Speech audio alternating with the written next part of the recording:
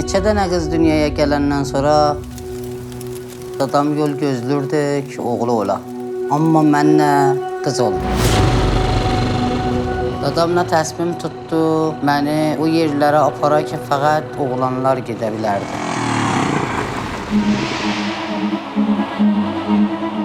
Ara sen geldiğinden şour olurlar. Sen gelsen şour olsan senin rengin çok olur.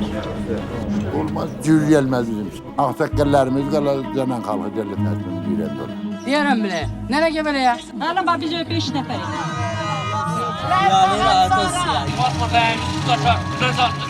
Acar mənə zəyim burada məhvub səhərə şour şey. Nə məşdir? Kənd cavanlarına tayfa tükəndi.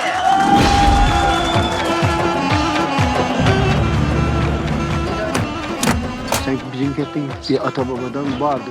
Hayatın senatı yarısın buraya yazarlı getiriyor onu kontrol eden. شما خودتون رو در این حد ببینید که میخواید دکتر بشید، میخواید معلم بشید، میخواید مهندس بشید. حاضرین همتون دیگه؟ Hamımız zərengiz. Hamımız başara bildik. Hamının elinden gelir.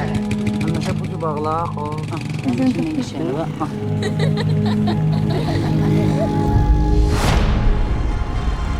Tabi ürek ola, adam ola, tabi ile dünyanın haberi.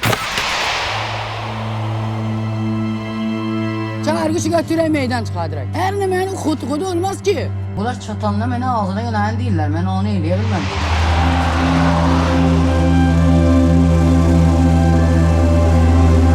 Mücərrən namə gəlib sənə dadgahda.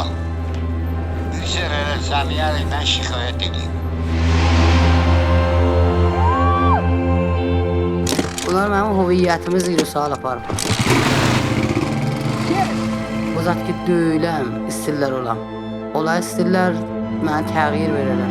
Ben istem seni Behrulan. Ya. Vallahi.